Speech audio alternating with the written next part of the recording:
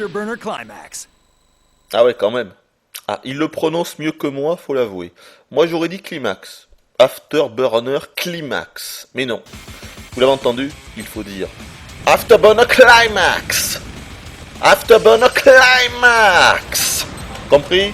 C'est bien enregistré? Bien. Alors bonjour à tous et hoopers. Vous l'avez compris, aujourd'hui on se retrouve avec Afterburner Climax sur PlayStation 3. Mais c'est également disponible sur Xbox 360 uniquement en téléchargement. Attention, ça vient de sortir. Et pour un prix d'environ 10 euros. Alors je remercie Sega de m'avoir envoyé un code qui m'a permis de l'avoir gratuitement. Ils sont bien gentils. Merci Maître Sega. Vous voyez, Maître Sega n'est pas mort. Hein. Merci Maître Sega. Et là forcément maintenant je suis obligé de dire que le jeu est génial. Bah attendez, quand on vous fait un cadeau, est-ce que vous avez déjà vu quelqu'un qui vous offre un cadeau et après vous dites que c'est de la merde? Hein, vous voyez moi en train de dire que ça c'est de la merde après qu'on me l'a offert? Mais est-ce que c'est le genre de la maison franchement? Hein? Non.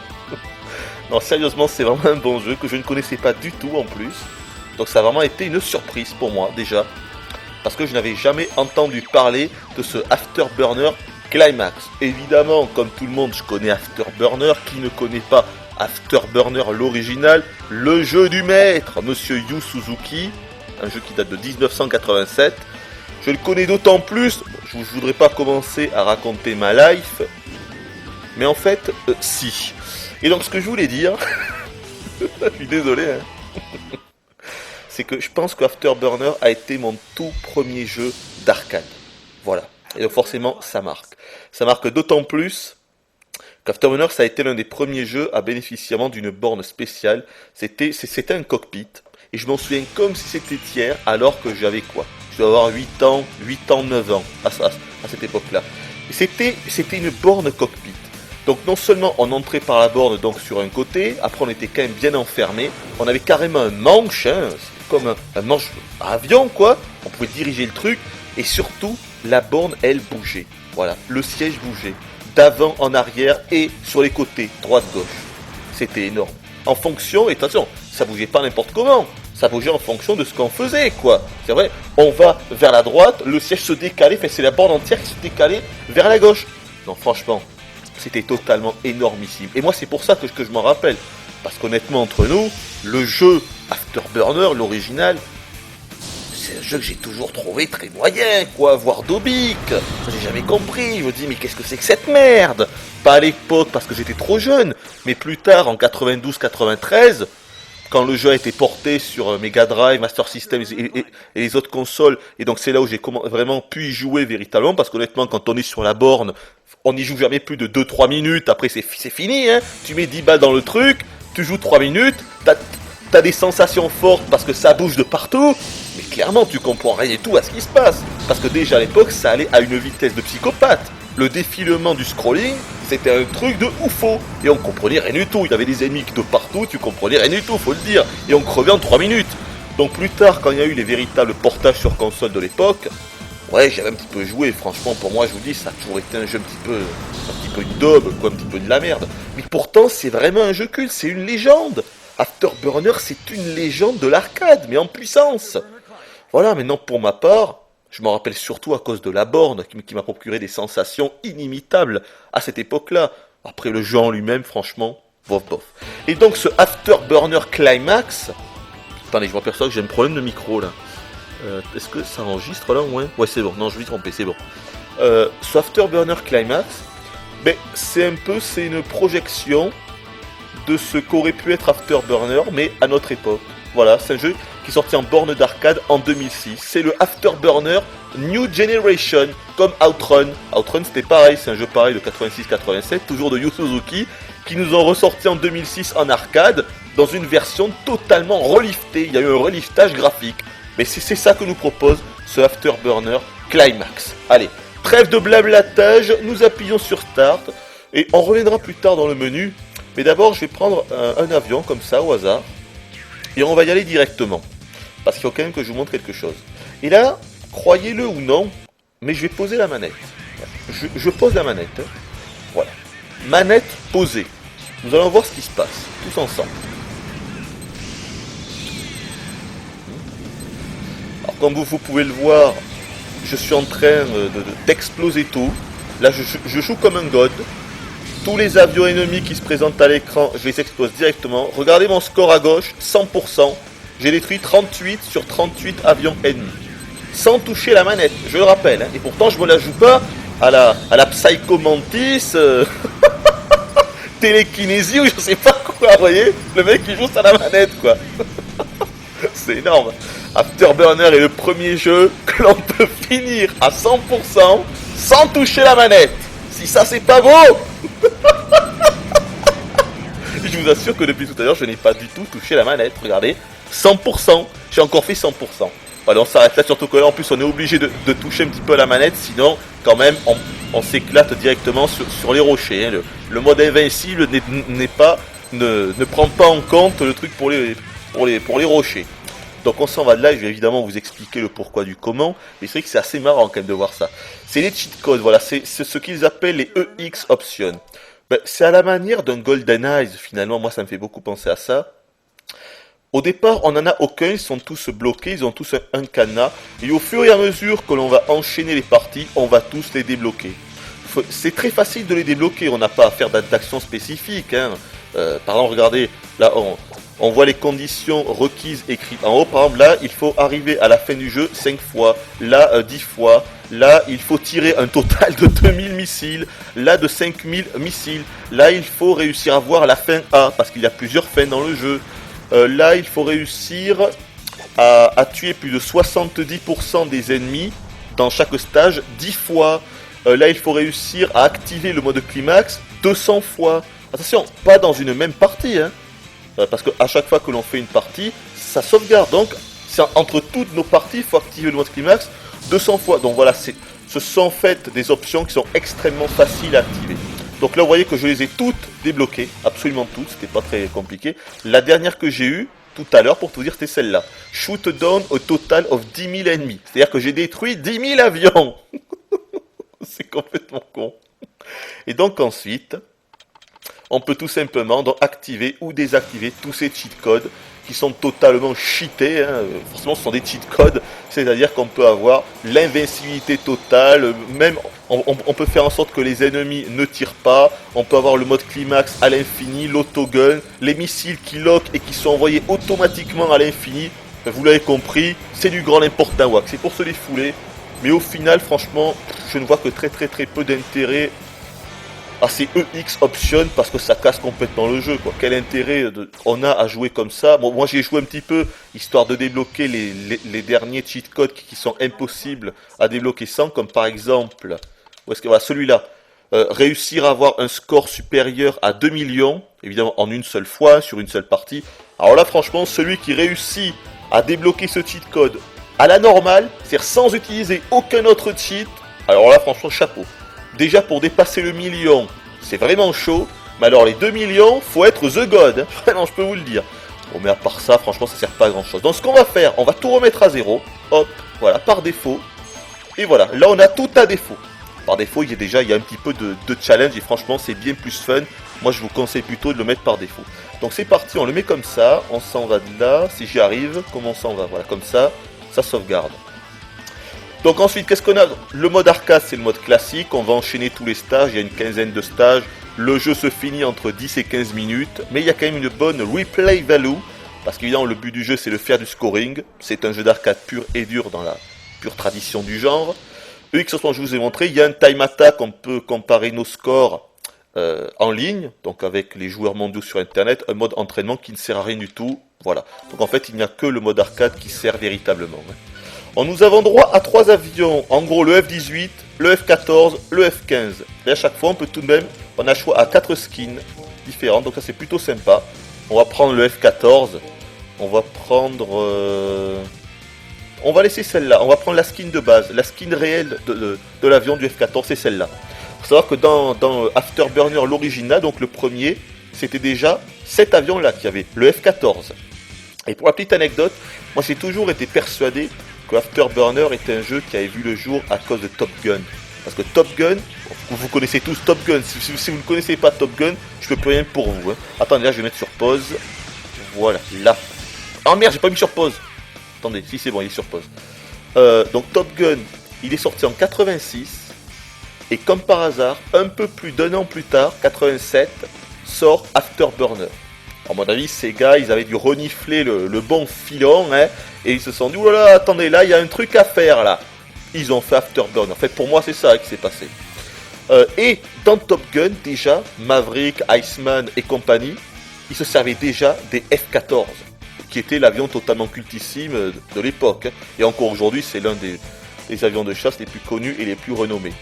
Donc voilà, c'est pour ça, entre le film à un an d'intervalle plus le F-14 dans Top Gun, le F-14 dans Afterburner, on a tout ça mis bout à bout, des trucs. Alors pourquoi j'ai mis le jeu sur pause, vous vous demandez? Mais c'est pas pour rien. Parce que regardez, il y a un truc absolument énormissime dans ce jeu-là, c'est qu'on peut mettre ses propres musiques. Et ouais, on peut faire sa propre playlist. Quand je vais faire ça, regardez déjà, écoutez là. Donc ce que vous entendez là, c'est tout simplement la musique du jeu. Bon, qui sont pas mal, hein, mais bon, c'est des musiques très typées. C'est un petit peu c'est du rock assez basique, quoi. C'est pas très intéressant. Ce qui est énorme, c'est que donc je vais mettre une playlist que j'ai sélectionnée, c'est-à-dire celle-ci, avec Sunday, Bloody Sunday, The Bitter End, Placebo, Mr. Broadside et Enola Gay. Donc il y a du lourd. Et en fait, on va pouvoir écouter ces 4 chansons dans l'ordre au fur et à mesure, et ça va enlever les musiques du jeu pour mettre celle-là à la place, tout en gardant les bruitages et les voix. Et là, chapeau, c'est juste énormissime, ça décuple les sensations. Pouvoir faire sa propre playlist en jouant au jeu, c'est énorme, c'est juste énorme, et il y a beaucoup plus de jeux qui devraient prendre exemple sur ça. Donc on y va, et je crois que je vais me la fermer, et voilà, franchement, je vous laisse apprécier. C'est parti.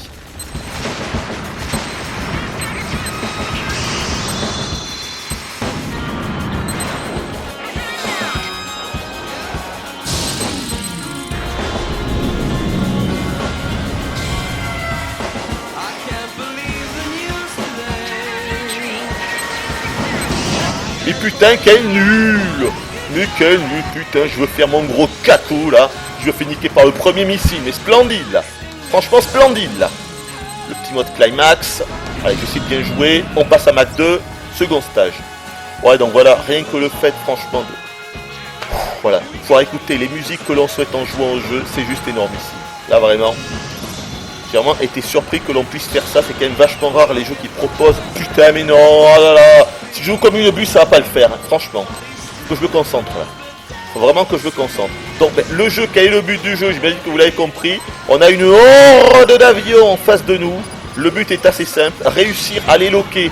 Donc avec le viseur, voyez, en fait il suffit juste de passer dessus. Quand on passe dessus, vous voyez que juste au-dessus de l'avion, allez, on va essayer d'esquiver ça. Ouais, c'est bon là, on passe par là. Allez, on accélère, voilà. Mode climax pour tous se les faire. Je vous expliquerai plus tard en quoi cela consiste. Regardez le viseur, je passe dessus. Oh putain. Oh lololololololo. Oh putain l'enfoiré.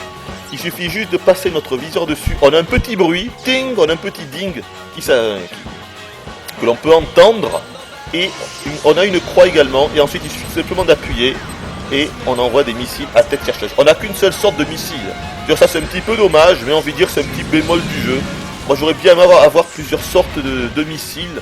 Là on en a seulement un. C'est tout de même dommage. Sinon on a le canon. Voilà, là je l'utilise par exemple. Donc c'est la mitrailleuse. Bon, évidemment on peut que s'en servir à courte portée. Donc ça sert pas énormément. Et au niveau des missiles, on en a 50 de base. On peut quand même en utiliser beaucoup étant donné que ça se régénère en gros toutes les secondes. Regardez en bas à gauche, vous voyez tout mon stock de missiles. Regardez là, là il est en train de se régénérer. En bas de ce stock de missiles, c'est la jauge donc de climax. C'est-à-dire, regardez, je vais l'utiliser. Là par contre on peut choisir un embranchement, je vais aller à gauche.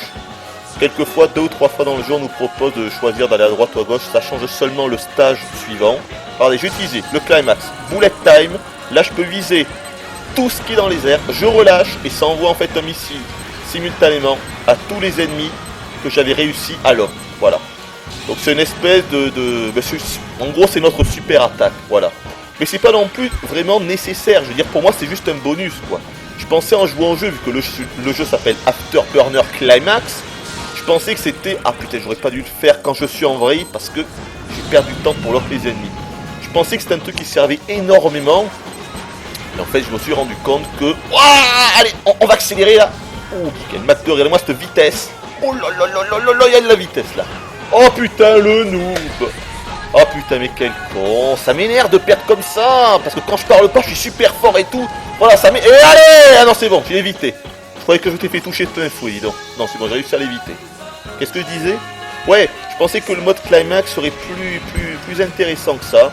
Là, en fait, c'est juste un petit bonus finalement. Mais bon, on peut largement parvenir à la fin du jeu sans l'utiliser une seule fois. Voilà, même si ça sert. Attention, regardez, je lock tout. Bullet time, je relâche. Ils vont tous exploser en même temps. Donc, ça sert. Ça sert également pour faire des combos, vous l'avez vu à gauche. Hein. Mais bon, voilà, sans plus, j'ai envie de dire. Là, on va accélérer. Attention, missile, on va passer par là. On peut également faire des vrilles. Hein. Voilà, comme ça. Ça sert pas énormément. Théoriquement, c'est pour esquiver les missiles ennemis. C'est vrai que ça sert. Mais bon, c'est pas non plus ouf. Moi, je préfère faire comme ça, vous voyez, pour les esquiver. Donc, évidemment, tous les missiles que nous envoient les ennemis sont des missiles à tête chercheuse. Il faut attendre. Vous avez vu là? Vous avez vu? Là, ils étaient tous sur moi. Je vais vous mettre 3 ou 4 missiles sur ma poire. Et juste en faisant comme ça. Et voilà, l'autre, par contre, il m'a touché. Vous voyez? L'autre a réussi à me toucher, celui du haut. Mais c'est vrai qu'il y a, franchement, il y a des sensations de ouf. Parce que la vitesse de défilement, c'est un truc de psychopathe. On s'y croit. On s'y croit. Le jeu est fluide. Mais franchement, on n'a jamais vu une fluidité pareille, quoi. Impossible de prendre le jeu en défaut à ce niveau-là. Le seul petit défaut au niveau technique que l'on pourrait éventuellement dire, même si là, dans ce niveau-là, ça se voit pas vraiment parce qu'on est au ras du sol. Alors là, c'est un niveau vraiment très joli, franchement. Hein. Sérieux, ça pète, quoi. Franchement, ça pète la rétine. Pour un jeu dispo en téléchargement comme ça à 10 € qui fait 400 MO, je suis encore... Putain, mais quel con! Que je joue mal, ça m'énerve de jouer comme ça. Allez, faut que j'en lock d'autres. Allez, on relâche. Voilà. Ça m'énerve de jouer comme une buse. Quand je joue en solo, je suis bon. Vous voyez ce que je veux dire? Ça, c'est énervant. Donc ouais, c'est vraiment un jeu super beau. Je disais, au point de vue technique, ce qu'on pourrait peut-être reprocher, c'est que la distance d'affichage est quand même pas super élevée. Voilà, regardez là, par exemple. Regardez bien, je vais accélérer. Vous voyez? Bon, ça va très vite, ok. Mais franchement, on n'y voit pas extrêmement loin. Quand on regarde bien l'horizon, et voilà, je me fais encore toucher en vous parlant. Quand on regarde bien l'horizon, il y a quand même du bon gros brouillard, hein, quand on regarde bien. C'est le seul petit bémol que je pourrais signaler, c'est qu'on voit pas extrêmement loin. Oh putain, je me fais courser par un missile là. Oh putain, on va tenter une petite vrille comme ça pour esquiver. Oh attention là. Je joue mal parce que j'en détruis aucun. En fait, le jeu c'est simple. Le jeu a 2 objectifs. Premier objectif, réussir évidemment à détruire le maximum d'avions qui s'opposent à nous, c'est-à-dire tous, ou presque. Et le second objectif, qui est tout autant nécessaire, c'est d'esquiver tous les missiles. Ce que je viens de faire brillamment, c'est d'esquiver tous les missiles.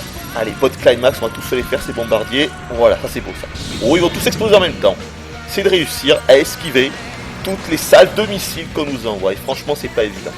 C'est pas évident, ça demande un petit peu d'entraînement, un petit peu de skill. Là encore une fois, je peux choisir l'embranchement, gauche ou droite. Sinon, je crois que je vous ai à peu près tout dit. Ce qui est excellent ici aussi également, évidemment, c'est les environnements, c'est extrêmement varié. Il y a une quinzaine de niveaux. Alors certes, le jeu se finit en 10 minutes, vous allez me dire c'est extrêmement court. Oui, mais c'est un jeu d'arcade, je veux dire, voilà, c'est pas... C'est normal, quoi. Moi ça me choque pas que le jeu soit court. J'ai envie de dire c'est normal, quoi. Ah, c'est normal, par contre peut-être qu'ils auraient pu rajouter des modes de jeu, ou peut-être qu'ils auraient pu mettre un mode multijoueur pour cette version console, ça c'est vrai. Là, ils ont un petit peu fait les flemmards, ils ont vraiment c'est un portage bête et méchant. Hein. J'imagine qu'ils ont probablement rajouté... Oh, oh là là là là là, là il y avait de l'esquivage, là. Là, il y avait du bel esquivage de missiles, là. J'imagine évidemment qu'ils ont dû rajouter... les options EX, tous les cheat codes, qui devaient bien sûr ne pas être là. Alors là, vous avez vu, les avions en vert, putain, il m'a bien chopé en plein... Ouh, là, le missile m'a bien eu. On va speeder, Mach 2. En repliant les ailes. Oh, le con. Ah, je suis deg. Ah, je suis dégoûté. Et en plus, j'utilise un continu. C'est pas grave, on en a 2. Faut quand même que je réussisse à vous montrer la fin. Hein. On est quoi? On est au stage 8. Il y a 14, ça devrait aller. Faut que je me concentre. Hein. Faut vraiment que je me concentre. Ouais, je disais, on pilote donc un F-14, Tomcat. Et donc, ils avaient des ailes à géométrie. Mais non, putain, mais qu'est-ce que... Mais je meurs jamais, là, je vous assure, je meurs jamais à cet endroit-là. Ah, faut que je fasse gaffe, là. Faut vraiment que je fasse gaffe là. Là je vais plus trop parler. Faut vraiment que je fasse gaffe. Oh putain. Mais non! Qu'est-ce que je fous? Mais qu'est-ce que je fous? J'ai plus hors de vie. Je fais n'importe quoi, attendez. Je fais n'importe quoi. Là on passe entre les lasers, voilà c'est bon. Là en haut, je m'en rappelle, vite un truc, là on va aller en bas. Oh là là, ça c'est du bel esquivage de missiles. Attendez là, je suis dans la merde là. Il me reste plus que. Il doit me rester 3 vies. Il doit me rester 3 vies, il faut que je fasse gaffe. Là. Sur ce magnifique décor de coucher du soleil. Mais on s'en fout un petit peu. Là, il va falloir se la jouer esquivage. Esquivage à donf. Donc là je suis désolé, je vais plus trop parler. Regardez-moi ce décor, c'est magnifique. Regardez Mach 2.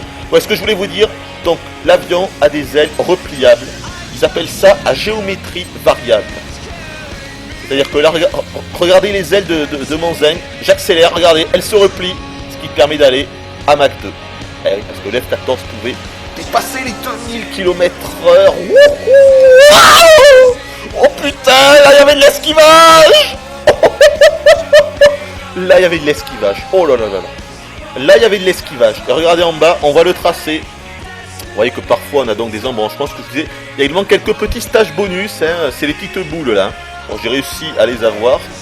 En gros, c'est quand on réussit à détruire certaines cibles prioritaires, on a accès à ces stages bonus. Alors là, c'est un stage assez particulier. Parce que si on joue bien, si on ne se fait pas repérer par les projecteurs, eh bien, la DCA ne nous tirera pas dessus. Donc, faut tenter de se la jouer. Oh putain! Oh, faut faire parce qu'on peut se cracher hein, sur les montagnes, il faut pas croire. Hein. Sur le relief. Là, c'est bon, je joue bien, je suis pas encore fait repérer. On peut tenter de se la jouer en furtif. Mais ça y est, je me suis fait repérer là. Je me suis fait repérer, ça canarde de partout. Donc maintenant, on peut y aller en bourrin. Et voilà, je prends le missile en pleine tête. Putain, le con. Putain, je suis à combien? Je suis à 48% armor. Ouh. Faut bien jouer. Oh putain de merde. Voilà le stage le plus difficile du jeu. Oh putain, la ville dans la nuit, c'est joli. Mais putain, ça va être hard là, de réussir à m'en sortir. Oh, là, faut bien jouer. Là, il y a concentration du hooper, là. Oh putain, ça c'est de l'esquivage, ça. On va redre... Oh non. Accélère, enculé, mais accélère. Ah. C'est pas vrai. Dernier continue, plus que 2 vies, je suis dans la merde. Là, je suis vraiment dans la merde. Putain, je suis dans la merde. Faut bien jouer, là, faut bien jouer. Forcément, j'arrive à la fin quand même, c'est trop honteux si j'arrive pas, je suis dégoûté. Oh putain, non, pas les rouges. Oh, putain de merde. Oh putain, forcément, j'arrive à la fin. Faut que je me concentre, là. Faut que je me concentre. On va aller à gauche encore. Vu qu'on a commencé à gauche, on va continuer vers la gauche. Vous avez vu les décors, hein. Vous avez vu tous les panoramas.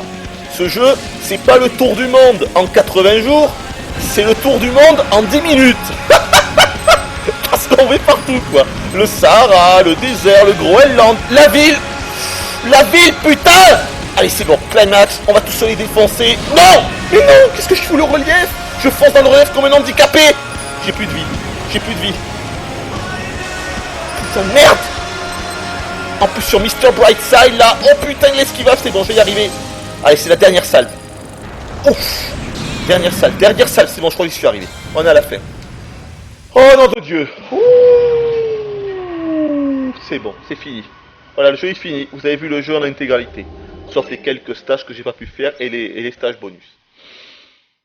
Eh bien putain, je peux vous dire, j'y croyais plus. Hein. Sur la fin là, j'ai super mal joué, je suis dégoûté. J'ai vraiment très mal joué. D'habitude je perds avec 2 vies, je perds 2 vies et sans utiliser les cheat codes. Hein. Et là j'ai perdu pratiquement toutes mes vies, c'est incroyable, c'était totalement nul. Voilà. Je vais vous laisser apprécier ce ending du jeu qui est assez joli. Sur du Enola Gay, que demander de plus hein. On se retrouve juste après.